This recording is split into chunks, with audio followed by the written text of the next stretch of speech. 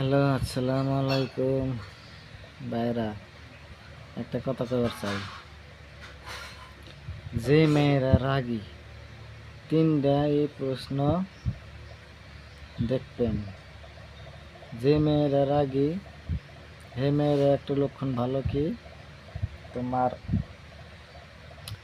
রাগ হলেও পরে যায় দুইটা কথা কবেন, শেষ, রাগ মানিয়ে যাবে।